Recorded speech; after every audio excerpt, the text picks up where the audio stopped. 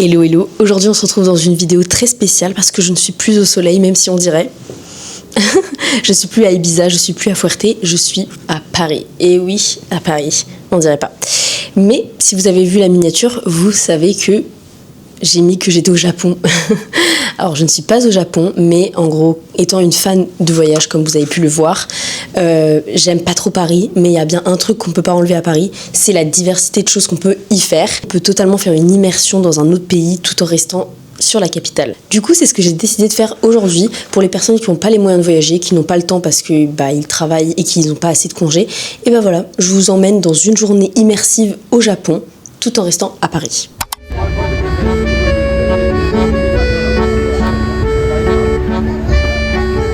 Du coup, on se retrouve près de la Tour Eiffel avec Lorena. Viens ici, Lorena. Avec Lolo Noké. Bonjour. Elle est aussi fan de Japon. Du coup, j'étais obligée de l'inviter. Surtout qu'elle s'inspire dans ses illustrations du Japon, n'est-ce pas? Oui. De Miyazaki notamment. On se retrouve donc pour le premier stop à la Maison de la Culture du Japon pour voir du coup un artiste japonais. Oui. Et il y a une exposition sur les sushis aussi, j'ai vu. J'ai vu aussi, mais je sais pas du tout ce que c'est. On va voir. Voilà. Bref, on y va. Let's go. Pour les fans des studios Ghibli et de l'animation japonaise en général, cette exposition est faite pour vous. On rentre donc dans l'univers de Isao Takahata. Alors j'ai aucune idée de pourquoi on ne parle jamais de lui, mais c'est quand même le cofondateur du studio Ghibli. Mais grâce à cette exposition, tu pourras en connaître un peu plus sur lui, sur ses inspirations, ses croquis, la magie derrière ses films. Tu pourras découvrir comment il crée ses histoires, ses personnages, et franchement c'est ultra inspirant. Par exemple, il a carrément appris à jouer du violon juste pour pouvoir bien animer un personnage qui fait du violon. Bref, si t'es passionné par le Japon et par l'animation, ça vaut le détour. Trop bien, j'en veux. C'est trop beau. Ça me donne trop faim.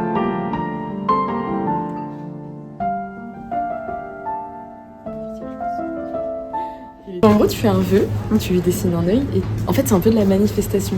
Ok. Alors, tu lui dis, cette année, je veux voyager au Japon. Ok. Donc, tu fais ton vœu, et une fois que tu as accompli ton vœu, tu lui dessines le deuxième œil. Ah, ok, d'accord, j'avais déjà entendu. Et en gros, genre, c'est un peu, enfin, moi je vois ça comme ça, c'est un peu genre le Dharma, il va tout faire pour que tu y arrives, pour que tu lui dessines son deuxième œil. Bah, achète-toi-en et Bah va oui, au j'en Japon. Oh, c'est vrai. Oui.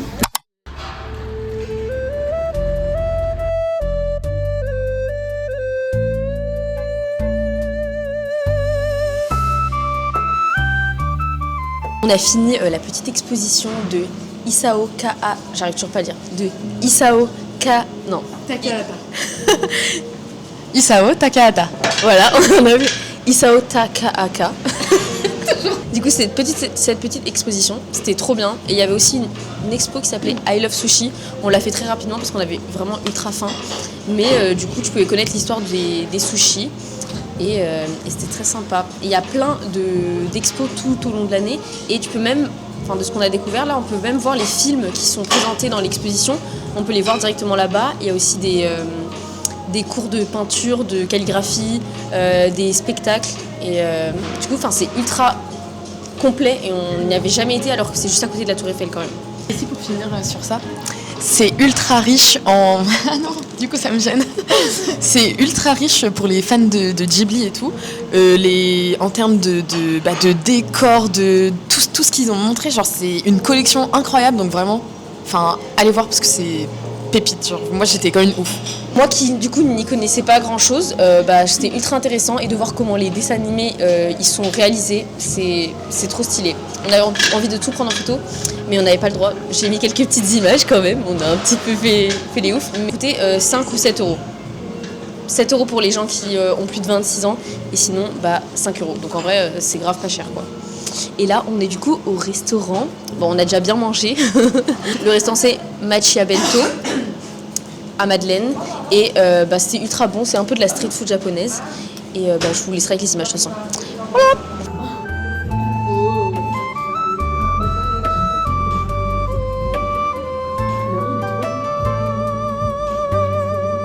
Inari sushi. Il va tomber. Poulet et figues. Pas très japonais je pense mais. Ça veut dire quoi? Bon appétit. Itadakimasu. Comment on dit merci? Gozaimasu, c'est genre beaucoup en fait. Non. Gozaimasu, c'est beaucoup. Et merci, c'est arigato. T'as vu, t'as fait mini cracra. Bon ça? Ouais. Surtout comment il est cuisiné le poulet là. Petite sauce miam. On passe au petit poulet frit. C'est vraiment une bille. Je m'attendais pas que ce soit une bille de poulet. Ouais.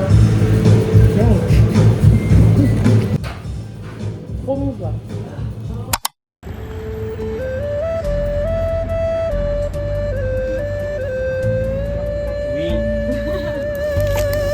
Écrit sur ses fesses.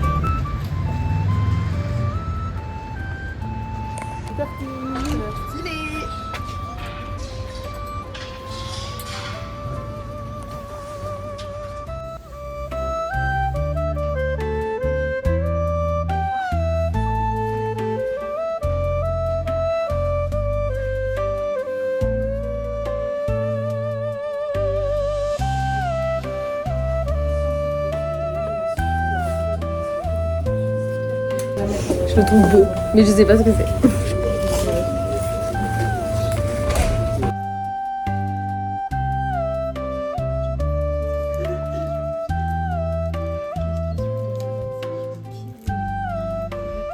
Mais c'est pas celui, c'est trop fou.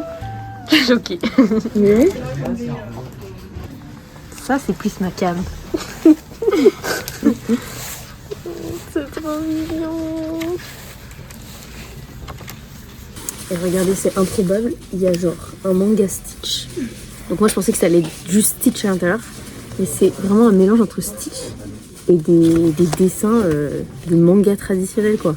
Ça n'a pas de sens. Et encore Stitch, on pourrait dire, bon ça va, c'est une petite créature, mais regardez. Il y a aussi Ariel, la petite sirène. Avec... Ça n'a pas de sens. Genre il y a Ariel et là il y a des... C'est improbable.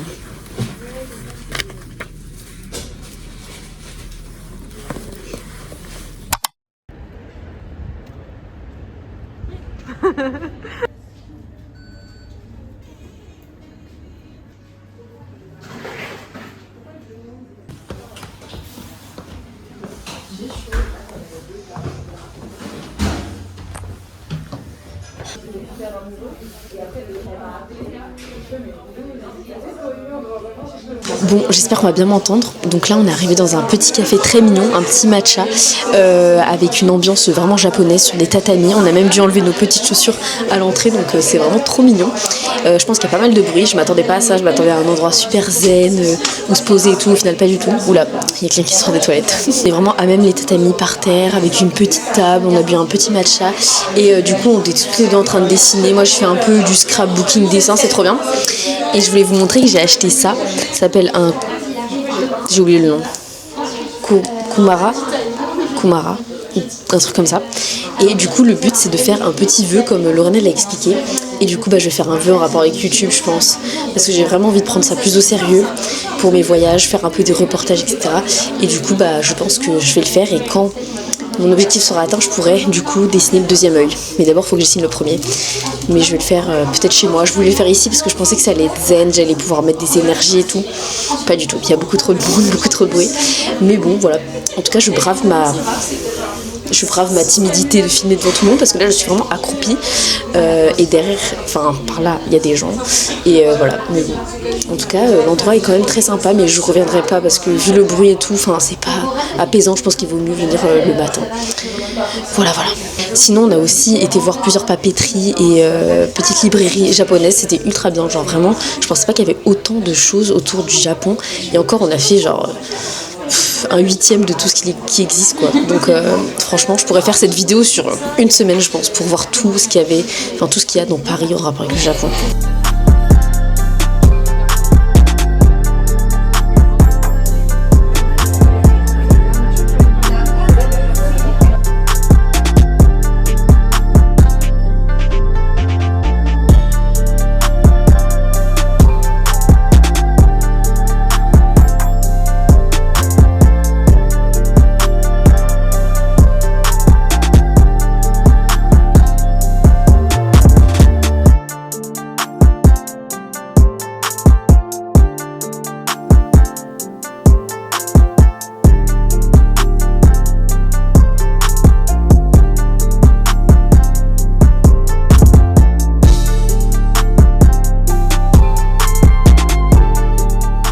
pour le dernier stop de la journée, j'ai rejoint ma copine Estelle et on a été manger un curry japonais. On s'est donc rendu au restaurant Kuma. C'est assez petit, vaut mieux venir tôt, mais une fois que t'es bien installé au chaud, t'es direct servi. Et c'était super bon, légèrement épicé, mais vraiment, je recommande. Et on a fini le petit repas par des mochis glacés, j'adore ça. Mais avant de vous laisser, il me reste un petit truc à faire.